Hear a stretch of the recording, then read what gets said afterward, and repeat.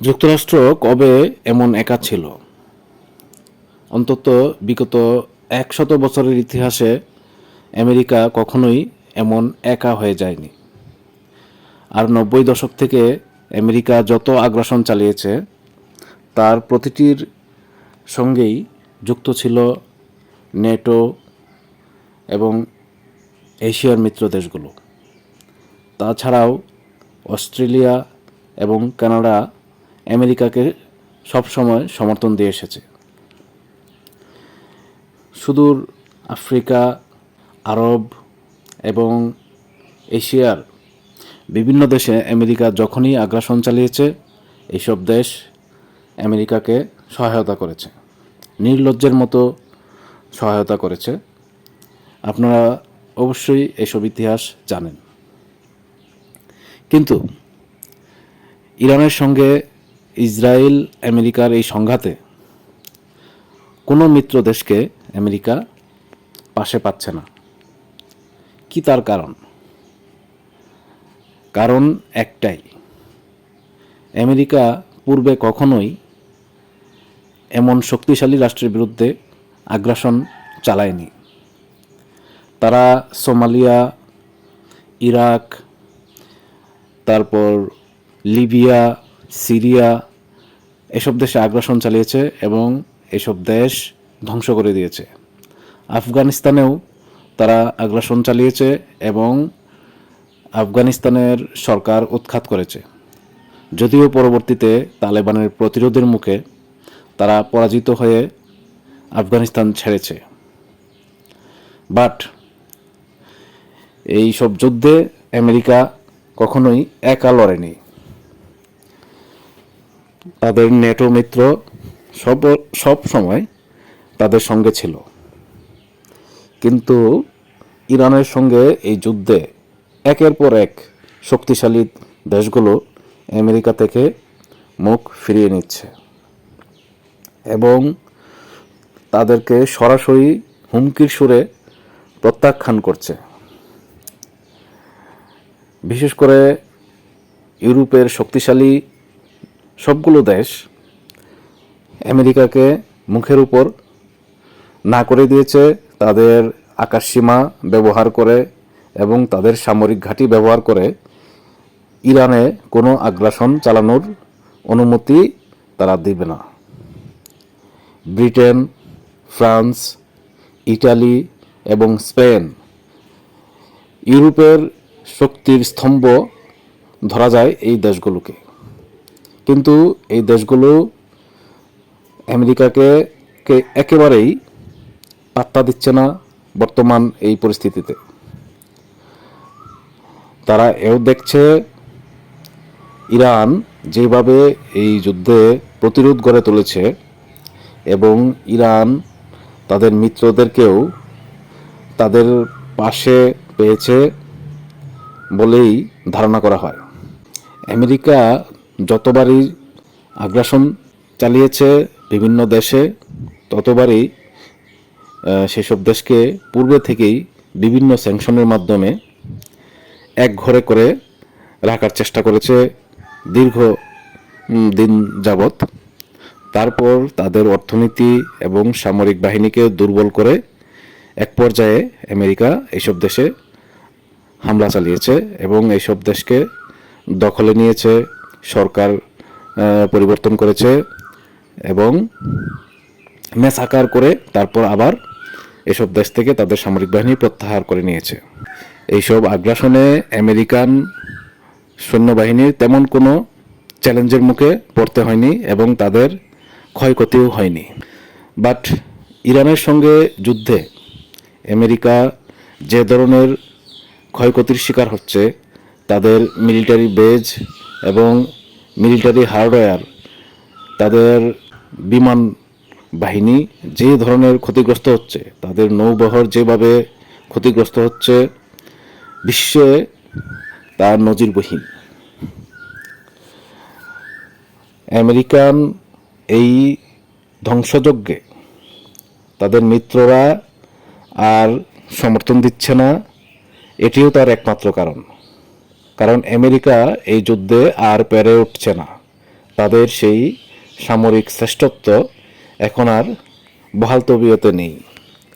তাদের সামরিক বাহিনীকে চ্যালেঞ্জ করার মতো শক্তি ইতোমধ্যে বিশ্বে গড়ে উঠেছে।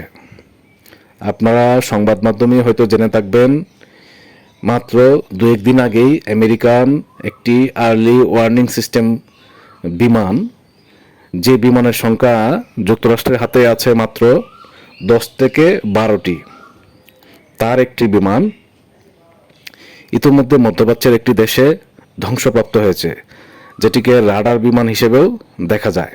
হাজার হাজার কোটি ডলার মূল্যের এইসব বিমান এবং বিমান প্রতিরক্ষা ব্যবস্থা যেভাবে ইরান মিসাইল মেরে এবং ড্রোন হামলা করে ধ্বংস করে দিচ্ছে, তা বিশ্বের আগ্রাসী শক্তিগুলোকে স্তম্ভিত করে দিয়েছে এবং তাদের এই আগ্রাসী মনোভাব পরিবর্তনে বাধ্য করছে।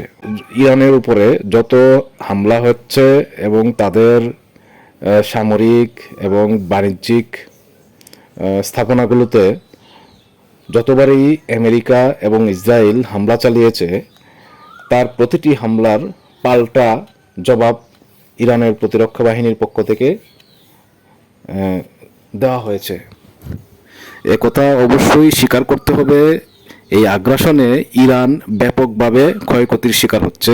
ইরানের আকাশে মার্কিন এবং ইসরায়েলি জঙ্গি বিমানগুলো, বিশেষ করে তাদের স্টেলথ প্রযুক্তির জঙ্গি বিমানগুলো একের পর এক হামলা চালিয়ে ইরানের সামরিক বাহিনীর বড় বড় ঘাঁটিগুলো এবং তাদের সামরিক স্থাপনাগুলো ধ্বংস করছে, তাদের মিলিটারি সরঞ্জাম ধ্বংস করছে, তাদের মিলিটারি কারখানা ধ্বংস করছে, তাদের স্কুল বিশ্ববিদ্যালয় এসবেও আমেরিকা হামলা করতে দ্বিধা করছে না। কিন্তু জবাবে ইরান মধ্যপ্রাচ্যে ইসরায়েলে অবস্থিত মার্কিন স্বার্থ সংশ্লিষ্ট যতগুলো সামরিক স্থাপনা আছে এবং বাণিজ্যিক স্থাপনা আছে সবগুলোকেই টার্গেট করতে সমর্থ হচ্ছে এবং সফলভাবে হামলা চালিয়ে ধ্বংস করে দিচ্ছে। এই যুদ্ধ যদি এখনো বন্ধ করার উদ্যোগ নেওয়া না হয়, তা যে অচিরেই বিশ্বযুদ্ধে রূপ নিতে পারে একথাও বলা বাহুল্য। বিশেষ করে চীন, রাশিয়া, উত্তর কোরিয়া এবং তুরস্কের মতো মিত্র ইরানের পাশে রয়েছে। তাছাড়া পারমাণবিক শক্তিশালী মুসলিম দেশ পাকিস্তানও ইরানের মিত্র দেশ। যদিও পাকিস্তানের সঙ্গে মার্কিন সহযোগিতার বিষয়টি দীর্ঘ দিনের ঐতিহাসিক সম্পর্ক, তারপরেও ইরান এবং পাকিস্তানের সামরিক বাহিনীর সম্পর্ক এবং ইরান এবং পাকিস্তানের দুই দেশের অভ্যন্তরীণ সম্পর্ক অত্যন্ত নিবিড় এবং মুসলিম বিশ্বের এই দুটি দেশ তাদের একে অপরের নিরাপত্তার জন্য অপরিহার্য।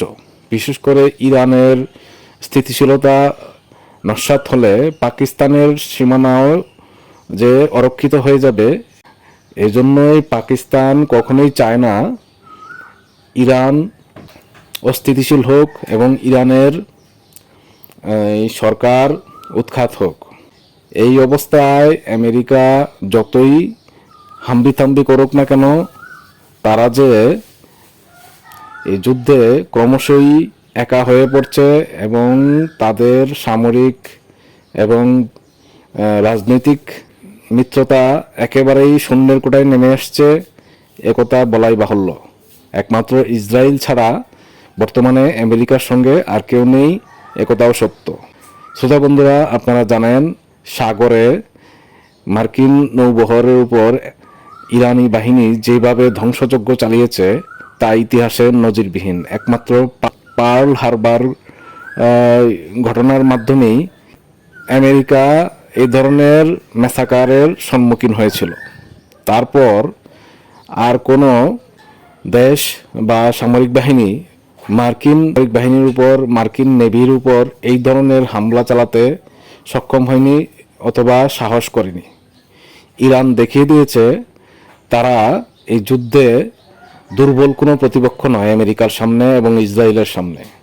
তারা জবাব দিতে সক্ষম এবং তাদের যথেষ্ট মিত্র শক্তি রয়েছে, এবং এই যুদ্ধ যতই দিন যাবে ততই জটিল পরিস্থিতি ধারণ করবে। থ্যাংক ইউ শ্রোতা বন্ধুরা, কথা হবে পরবর্তী বিশ্লেষণে। আমার চ্যানেলটি সাবস্ক্রাইব করে সাথে থাকবেন।